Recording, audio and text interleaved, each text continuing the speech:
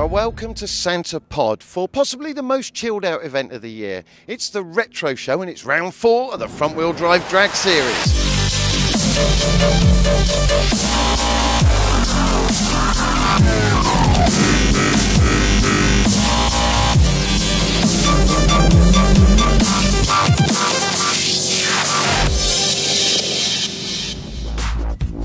Well, with the summer finally here and temperatures looking to hit the high 20s today, we caught up with some of our drivers in the pits before qualifying began. Yeah, we've now put the car onto race fuel, increased the timing a little bit, picked up probably 60 or 70 horsepower now.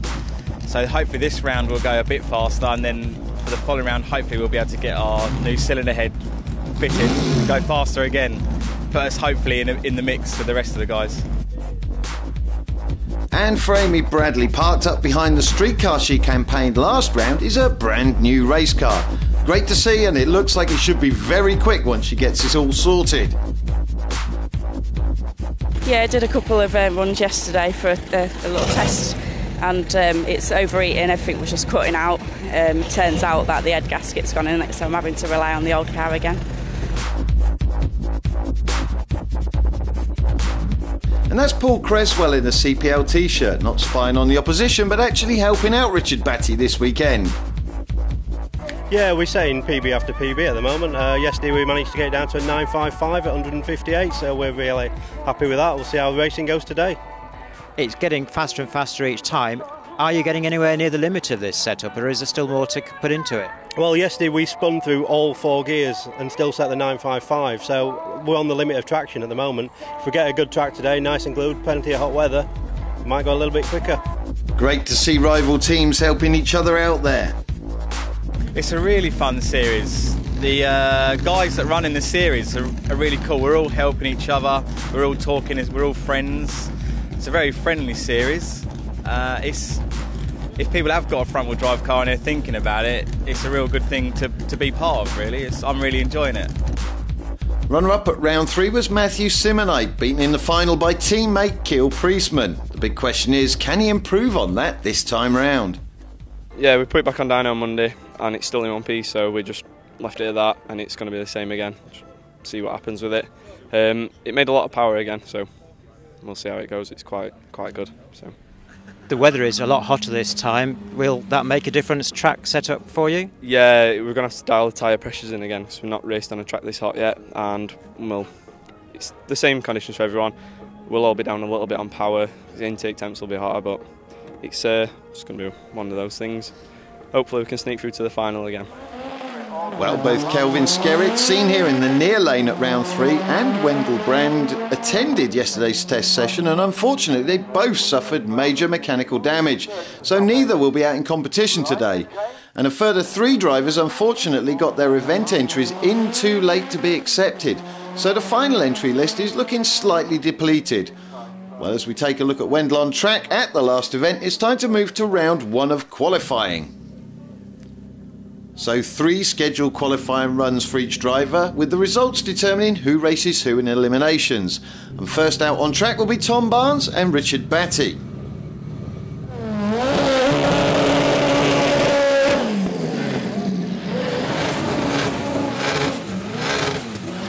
Well, we've already seen Richard Batty's car making huge progress this season, and it looks like Tom's now got some serious power to play with. That team are really looking for something a bit special from the Mini this weekend. As ever, lightning quick on the lights, even if it is just a qualifying pass for Tom. Richard's car, look at that, really shifting mid-track. At the top end, massive mile an hour. 160 mile an hour, in fact, with a 9.55 and a new PB for Tom Barnes. So we're on board at the moment with that little red Mini. Well, that team have been trying to crack into the 10s for the last couple of seasons, and finally it's happened. But a 9.55 at 160 miles an hour for that car there, we can see disappearing into the distance. Richard Batty's going to be very chuffed. Well, Amy Bradley's far from chuffed to be back in her road car again. Ben Dalglish just trying to find a way of getting all that newfound power down onto the track without breaking anything. Well, Well, Amy's car runs consistent low 13s and into the 12s when it's on its normal regime. There you go, 13.0. A little off the pace there for Ben, not where he wants to be at all. Matthew Simonite, we've seen him run 11.20s, 11.30s, time after time. That car very consistent. Another car that's pretty darn consistent is Keel Priestman's. Deep into the 9s. Well, it looks like there could be issues for Matthew on this run.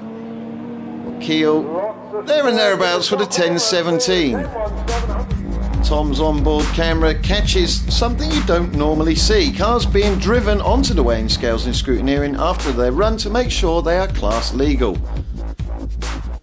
Well, fans are arriving and the temperature is rising, and 60 minutes later we're into qualifying session number 2 with a rather disappointed but ever enthusiastic Amy Bradley still having to compete in a road car that she actually drove into the event with. Well, there's one advantage to using your daily driver out on track, and that is you are totally at one with that machine.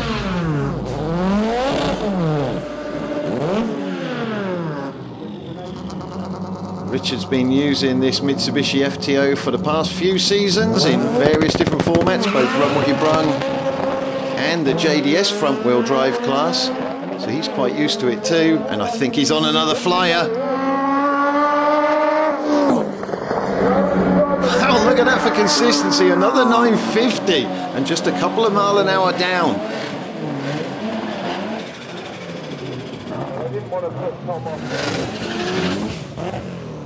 Well, no breakages so far for Ben Dalglish in that Saab-powered Corsa.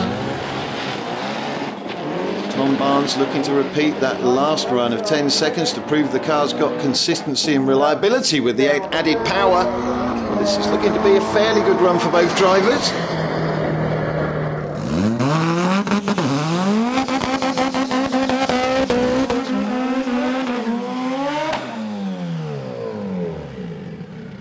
So are we going to see Keel back into the 9-second zone then, that first pass for 10.17?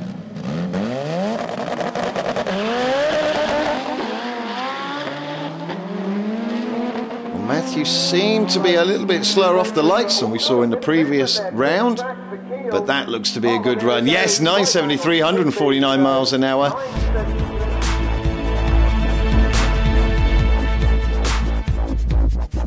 Well, lots of people chilling out around the site and drivers are trying to cool down cars, but the event safety team are hard at work inspecting the race cars. The scrutineering is done by the RAC MSA, and they would be looking for the safety equipment, i.e. fire suit, helmet, etc. And what we're doing is looking for class regulations to make sure that the equipment that's on the car and the parts that are on the car conform to the class regulations. So we're looking for window net as a safety equipment. We're looking to make sure that the brakes and suspension are up to the task, and also that the engine and modifications don't exceed the class regs. Well, we're just getting ready for the third and final qualifier, but we've heard the shocking news after them storming 9.5 second runs that Richard Batty has done major engine damage, so sadly he won't be able to compete. But let's have a look at that last qualifier. Well, looking down, there's no sign of Keel Priestman in the staging lane. Let's hope there's not problems for him as well. Well, first out will be Tom Barnes and Ben Dalglish. Tom, as ever, lightning quick on the lights, even on a qualifying pass. Ben a little slower, but it's looking good for both of them. Oh yeah, 11.04 for the Mini and an 11.10 for the Corsa. So both of those heading in the right direction. Matthew Simonite up next then. Just touching on the rev limiter and then getting into the next gear. That's the way he always drives, nice and consistent. And bang on his numbers, as ever, 11.20. Well, that's our qualifying all wrapped up then. But before we go into eliminations, we're going to catch up with our drivers. And with Richard Batty out, that means there's possibly a bye. One of the people who thought they weren't going to get very far might go some rounds. Yeah, we found some more mile an hour to the 8th, which we lost at the last round. So I just need to get my gear changes on form again. It's trapping good speeds again as well by the end. So yeah, hopefully. I'm quite quick off the lights, so the eliminators should be quite good. I know last event you were a bit concerned about overheating. It's very, very hot today comparatively, so how are you coping with that? It's not been too bad today. We've been trying to minimise engine running time, pushing it to the line, cutting it off before we weigh in, pushing it onto the scales and stuff, so it's not been too bad. But it's hot, it is really hot, and the water temps fly up as soon as you turn it on, so it's just something to keep an eye on and just keep monitoring it through the daylight. I just rested it for that one, didn't need to race it really, so pushes it a lot more in the car, the temperatures are all up. But well, though I've got probably the slowest in the competition at the minute, I guess I've got probably more reliability factor on my side at the minute, so yeah, I guess it's helped. But it seems to be alright. The first round the nitrous didn't work, but we managed to fix that, so I don't know, it seems to last alright, the drive shaft, so launch it a bit harder during the knockout and we'll see what happens. Boost temperatures are up a little bit, but apart from that it's not too bad really. No, I think we'll lower the tyre pressures a bit because it was wheel spinning into second gear, so lower the tyre pressures a bit and then see what happens. Well, plenty of work to be done between rounds in the pits, and that looks like a compression test being performed by the 1320 Mini team. Test every single round, dump the data out the ECU, so just to make sure if there's any issues we're going to spot it now rather than making any mess out on the track. We've done it since we run the car. We pretty much have a couple of routine checks, compression check being one of them, simple check to make sure that everything's still good, and touch wood, we're still doing good this weekend. Right, we don't know who's going against who in the eliminations now, with Richard being out as well. That's going to help a few people. So, do you think you might get a round then? I'm hoping I may get my first round win this weekend, which would be brilliant. So, it'll be really good. We've got a new personal best this weekend, new personal best speed. So if I can go around win, it'll top it off.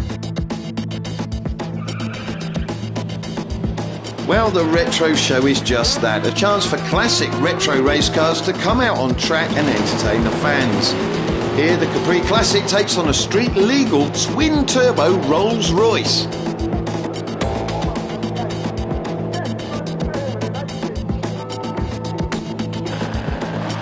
And a couple of nostalgia-style racers, a front-engine dragster and a competition altered from the Wild Bunch.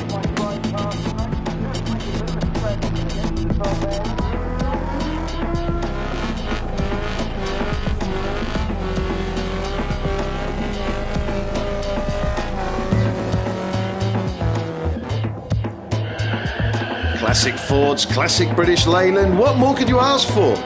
Well, how about the Fire Force jet car? Martin Hill and the crew out entertaining the crowd with some pretty wild and stout 5-second quarter-mile runs.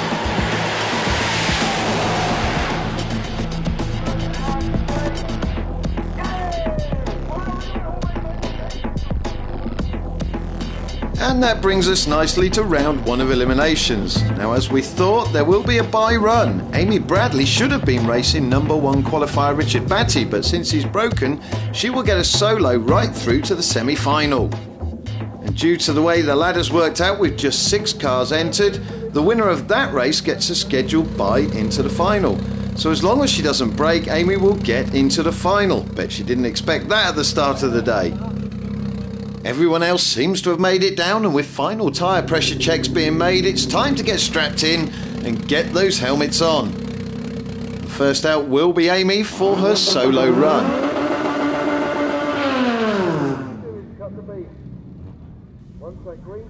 Well, all she has to do is break the beam. She could stop there and back up. She's a racer at heart, so she wants to make sure that everything's sweet with her car. Well, no need to push it too hard because she's safely through all the way to the final. Well,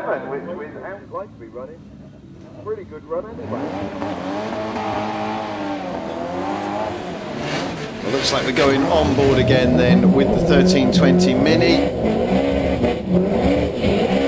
Ben Dalglish alongside him. No sign of any breakages, so he must have got the tyre pressures about right this time.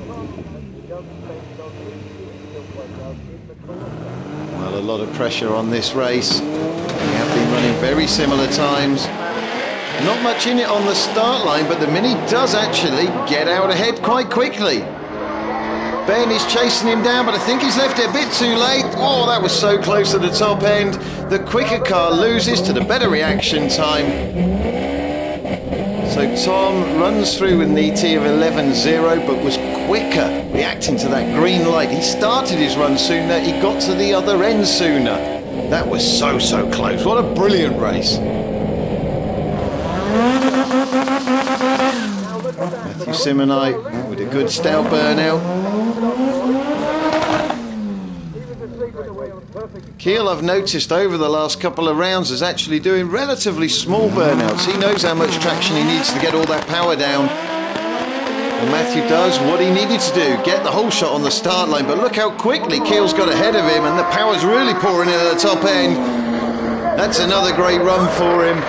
988, 143, he's safely through. Probably more luck than judgment, but we'll take it. It's first round win. Me and Ben were both saying we were going through the finish line, looking at each other's win lights. None of them would come on, and then eventually mine came on, so I was really happy.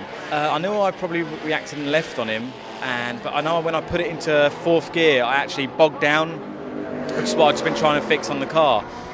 And I almost looked at Ben to see him sort of edge on me, and I kind of just thought, just hang in there. And I knew I was slightly in front, but we couldn't tell who had won going through the finish line.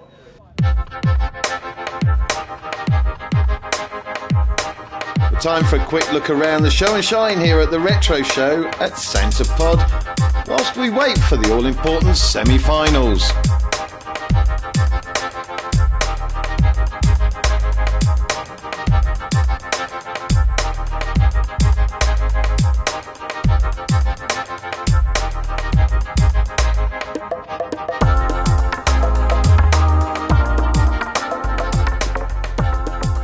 So it's into the semis, and it's going to be a tough race for Tom Barnes this time round, with Keel Priestman as his opponent. Keel won all the previous rounds and hence is leading the points so far. Well, the safety gear goes on. Most of our drivers keep their fire suits on when they're in the staging lanes, even when it's this hot. One less thing to worry about. You can see the neck brace there underneath the crash helmet, and obviously the racing harnesses. Well, they wait to the last possible moment, and the ice goes into the charge cooler tank. Final checks with the crew. So here comes the all-conquering Keel then. The driver and the car in perfect harmony. Very little gone wrong with that setup. But it has to be said, exactly the same thing for Tom, because he's been getting PBs from this machine and he's been getting much better reaction times than most of his opponents. He's going to need to get the drop here, or when he does, he's away first. Look how quickly Keel catches up with him and overtakes him though. Is there problems there? It looks like Tom's keeping with him. No, not at all. Look at that difference at the top end. Keel takes yet another win with yet another 9, a 984 at 149 miles an hour. See Tom just glancing over, and he knows it's all over, but he's going to do everything he can. No, he's not. He knows it's finished. He's knocked it into neutral. Let's look at the speed that that little Civic gets from mid-track. There we go. In comes the boost. Woof!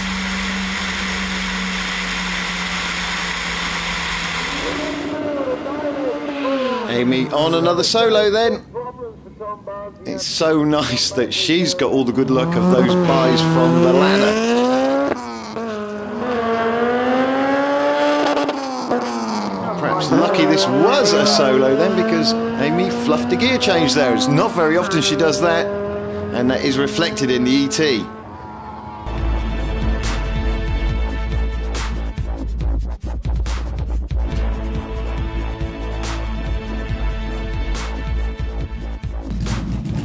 Well, we're all set for our finals then. One lady who's been absolutely plagued with bad luck over the last couple of race meetings has had everything turn around in a wonderful fashion this afternoon. So, Amy, you came to the battle with not much horsepower, but here you are in the final. I suppose it's drag racing through and through. Yeah, I'm proper excited. I do feel a bit sorry for Bai, but reliability, I guess, pays off in the end. The man who's got all the power and has run the ETs to prove that he's the favourite in this race has turned up now. Keel, we've already seen the quickest car go out through breakage. How are you going to approach this race? It should be a foregone conclusion, but we've seen in drag racing it never is. That's it. I'm just going to go see if I can beat my time, get my best time again today. That's all I could do. So. Well, a final bit of prep and some dedicated fans giving us a wave, and we're into this all-important final. Well, you've heard that saying, David versus Goliath. I don't think it's ever been more apt for drag racing. We have a street car capable of running into the 12s with race fuel against a 9-second race car warrior. This really was a foregone conclusion. Amy's going to do everything she can and enjoy being in the final, but it's Keel Priestman who takes the win with yet another 9, this time a 9.86 at 150 miles an hour. Well, it has been one of those unusual race days where the favourite went out and somebody who nobody thought had a chance did really well. Amy, you've got to be over the moon with how things have turned up, to use one of those horribly overused phrases. Yeah, I am proper delighted, but I'm just worried about my EG still. All fixed for next time? At least you've got a month now, yeah? Yeah, now I've got some extra pennies. Yeah, it's definitely getting fixed. Brilliant stuff. And our winner, and in what fine style, because you didn't do any really impressive runs earlier, but once we got into eliminations, you were banging there in the 9s. Yeah, it's good. Oh, he's gone all quiet and shy on us now. He's had a busy day, and it has to be said, when you're stuck in a fire suit and you're strapped and you're waiting to go in heat like this, it's very, very difficult. Both of our rookie drivers have done exceptionally well. And we'll be back in a month's time here again at Santa Pod for God of the Pod and round 5 of the Front Wheel Drag Series.